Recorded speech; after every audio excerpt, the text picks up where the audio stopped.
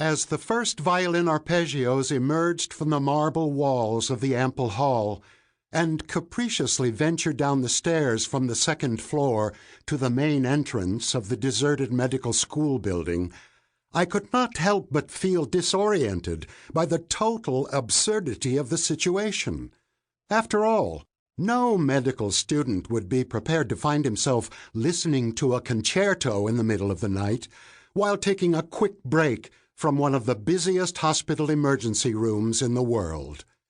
Yet, my initial uneasiness was soon replaced by music that breathed a whole new life, full of hope and adventure, into a soggy, tropical summer evening. Perhaps that is why, even though those arpeggios seduced my brain nearly a quarter of a century ago, I can still vividly recall how the stunning beauty of the melody, not the otherwise meaningless individual notes, composed an earnest collective plea that beckoned me to follow the siren music. I swiftly bounded up the stairs and mutely walked through a thin corridor to find myself standing at the entrance to the auditorium where the Vorspiel, the overture of Wagner's Parsifal, was remorselessly playing. Unable to resist, I followed the music and entered the auditorium.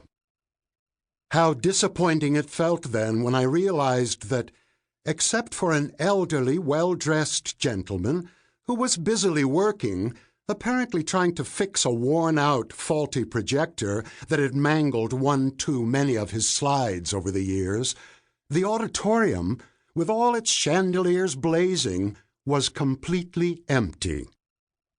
Built in the late 1920s, each of the classroom auditoriums at the University of Sao Paulo Medical School was a model of elegant economy. At the front, a tidy box-like stage demarcated the space from which professors lectured. A heavy wood table, a sturdy chair, and a long, well-worn sliding blackboard completed the humble teacher's domain. The student seating was stacked into steep, straight rows, allowing backbenchers inhabiting the last row, including me, to live well beyond the catedraticos' authoritative stare during the unending lectures. By now, the old man, his close-cropped white hair matching his pristine lab coat, was startled by the sound as I opened the door to the lecture hall. Yet he turned to me to reveal his effortless Mediterranean smile. Without giving up his struggle with the projector, he waved his left hand almost as if we had known each other for years.